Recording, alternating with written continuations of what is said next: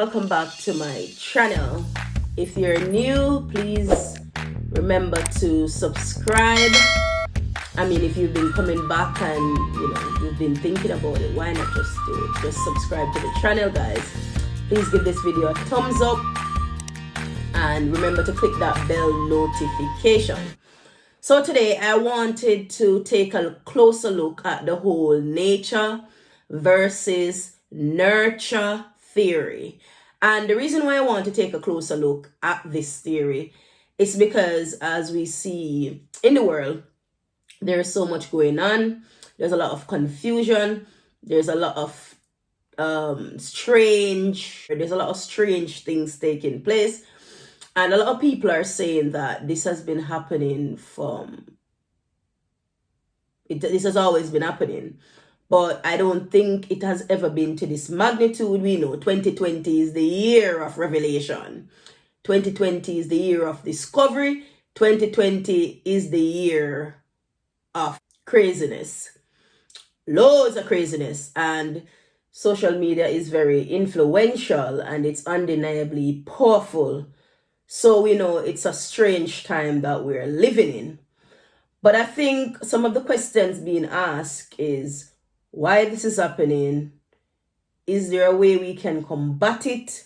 Or this is just down to the Bible, where all of this has to take place, does that mean there's nothing we can do? Or does nature versus nurture play a lot of part? Or is it both that determines everything? And of course, looking at how the Bible fits into all of that. So I thought this would be a great way to kick off the videos that I have coming up, where I'll be looking at father absence in the home. I'll also be looking at sexism.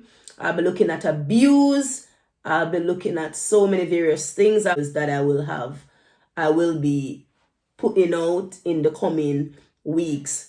So for me, this is important. For me, it's just this nature versus nurture video is a way of just giving you guys a brief introduction. I know a lot of people know what nature versus nurture is, but I wanted to put my spin on the whole definition of nature and nurture and its effects, whether it's contributes to behavior or not, or is it both, and how we can combat these toxic behavior. So let's get into the whole nature versus nurture theory and how that ties in with the biblical truths of the Bible. Just a quick disclaimer: the definition and discussions in this video on the whole nature versus nurture theory are mainly textbook, but I will be giving my own theories, my personal theories, ideas, and understanding of the whole nature versus nurture to make it a bit more relatable for you guys. So what is nature? Nature is the part of human behavior that biologically determines instinct. So nature are things that you cannot control. For example, you cannot control your eye color, you cannot control your height, you cannot control the illness that you're born with. Those are things that you're given from birth through your genes. So those are things that we would classify as nature, because it's determined. It's a determined factor, and it's not necessarily based on your actions. It's based on what you're given from your parents. So nature would be like those sort of things. Now, nurture, on the other hand, is behavior based on the people and environment you're raised in. And to simplify this, nurture would be your environment, how you're raised, your interaction, and so on. So let me now tie in all of that with my own theories, my own understanding of the whole nature versus nurture, my own understanding of God and the role God plays in all of this and who we become. So first off, of course, we're born.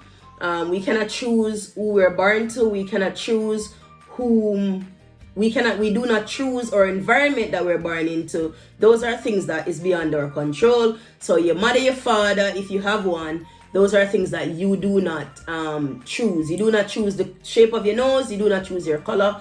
These are things that is beyond our control. So it is true that we're all different. We may have the same skin color, but we seem to have different personalities, even though even identical twins tend to have opposing personality. And I've always been curious as to why do we think that someone would be raised in the same environment, but then their outcome is so different. And I think this goes straight down to nurture. I do believe that nature has a role. So it's like I'm flipping both of the coins. I think one as a role, but I think nature is more. Its role is it's quite minute compared to nurture. So what I think, even though you're born in the same environment, I believe that some children are not. I believe that a lack of stimulation when you're a child helps to destroy that whole development. As a human being, what makes us a human. Stimulation are things like bath time, kisses, speaking to your baby, stuff like that. A lot of children never receive that. And what you'll find is that stifles development. It basically creates that stagnation in your child's development. So I think that has a lot to do with that child having certain personality traits, or what we'd call it behavioral traits, with traits such as introverts, extroverts. You have a lot of kids that they're more outspoken, then you have a lot of kids that are more introverted. So they tend to be shy, quiet, and all of that. So my beliefs, based on growing up and what I've observed, is that these are behavioral traits.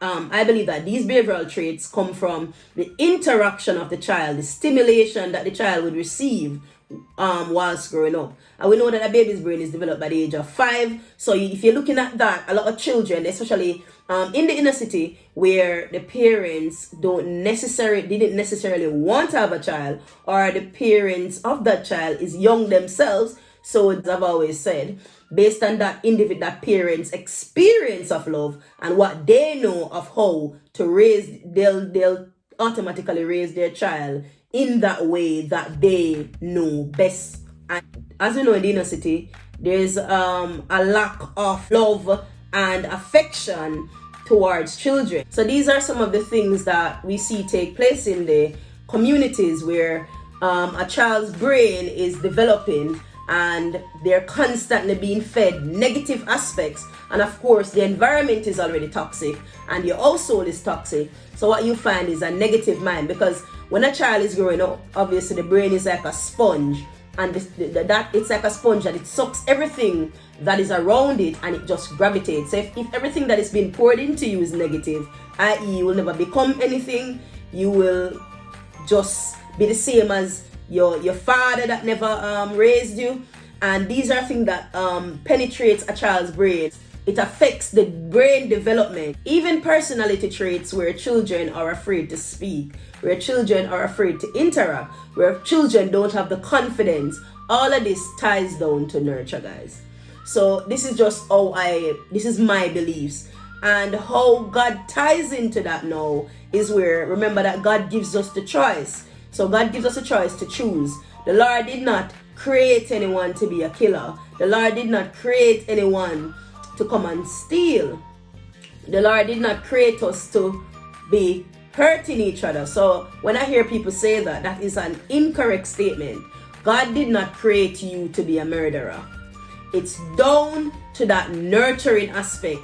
It's down to what you're exposed to, what you're fed, and how receptive your brain is to that information. It's down to lack of development. So when we choose certain paths, this is where it gets a bit tricky. Because am I saying that your parents are to blame for your outcome? Not fully, but partially. So am I saying that your upbringing is to be blamed for your outcome? Not fully, but partially. And I say this to say that I grew up in an environment where I never received hugs. My mom never told me she loved me, and I was constantly of the belief that I am not loved. I was constantly of the belief that I'm not worth it. But I know growing up and being around other people who have been given that healthy relationship, I wanted that. I see where I lacked cognitively a lot of things that other people had within them. So I put myself in a position. I went out and I seeked what I wanted for my life. But there's some of us that we're so damaged from all that trauma of constantly being told you're nothing, you'll never amount to nothing, that they've reached to the stage where they don't even want to try. They just see life as being exactly what is poured into them because they see themselves as nothing. So do I think it's 100% on the upbringing? No. Do I think it's 100% on the individual's action? No. Most of us are a product of what is embedded in our heads, and some of us we don't have that mental capacity or mental development to make rational decision. All we know is being shouted at. All we know is being told we're nothing. All we know is that we cannot do better. So we tend to form or conform to that old idea. And I know what a lot of people will say, oh, it's like taking responsibility away from the individual. This is not what the aim of this is. This is just to give you an idea of how some people are so damaged that most of them, they're doing what just comes natural to them. And this is where we have to keep praying, because some people this is where prayer is so important. Do I believe these young men can be reached, or these young women? 1000%.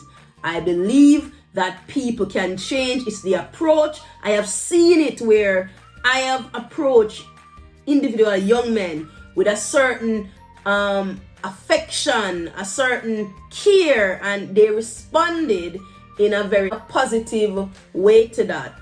Take a day. It's not going to take a week.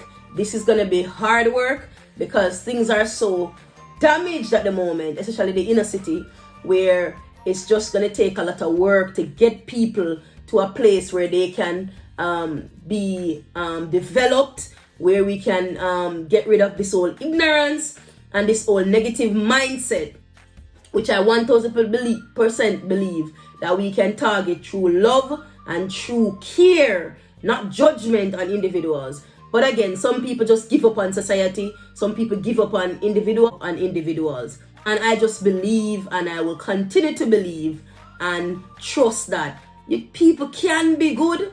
People can do the right things. It's just the tools, how we approach the individual and how we approach the situation. But again, guys, it's just down to these negative, that dehumanization. This is why I constantly talk about the whole dehumanization of black people, how this ties into what we're seeing taking place. It goes down to the way how parents beat their children. It's something that I grew up on, where you slap your child. And I think it's where we misquote what the word means. Sparing the rod, spoiling the child. It's not to beat the child. Sparing the rod and spoiling the child, it's a metaphor. It means that you won't allow the child to be indisciplined. You won't allow the child to be... You will direct the child. It's not to be with beating a child, which is not good, because that does nothing. It's really to have that.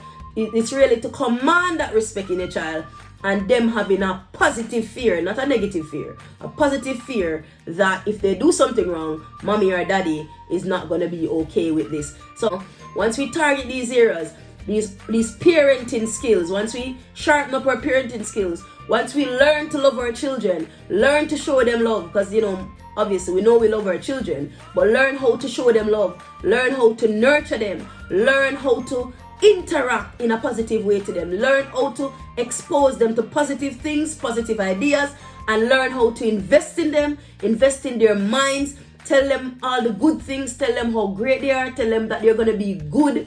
Tell them all the positive things. And finally, this is why you have so many people in jail, because they didn't think rationally. And that just goes down to their cognitive development and their cognitive function and how they see the world based on their childhood experience. So once again, I definitely believe that we can combat these issues if we target the whole parenting aspects, if we target the way or we lead our lives, what we allow our children to be exposed to. I've ever heard the saying that we create monsters. I believe this is 90% true, because it's what we allow our children to indulge in, what we allow them to listen to, how we force them to grow up. And what that does, it damage the child's cognitive functions and a healthy way in which they can lead their lives. So these are things in which I think we need to target in terms of better parenting, looking at us as individuals and how we can develop ourselves so we can give that child a more healthier experience in growing up. So as always, guys, that's really what I have to say. Those are my thoughts, i.e. my 2 cents on the whole nature versus nurture and how God ties into this. Basically, God didn't create anyone to be monsters, guys. We are the ones in our upbringing, in what we allow, we create monsters. And that's what I do believe. It's the environment, the surroundings, we create these monsters. And God has given us 2 choices. We can either choose to be good or bad. But again, it's down to that person's mental state of mind and what has been poured into them and what they believe of themselves. So again, it just goes right back to that nurturing and how we expose them to. So as always, guys, I do thank you for watching this video. I hope you do thoroughly enjoy it. Please do give this video a thumbs up. Subscribe to the channel if you haven't subscribed already. Share the video, etc.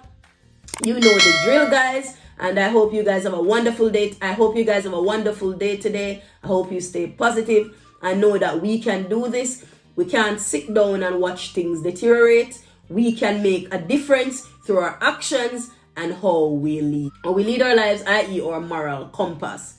So you guys have a wonderful day. And until next time, Godspeed, guys.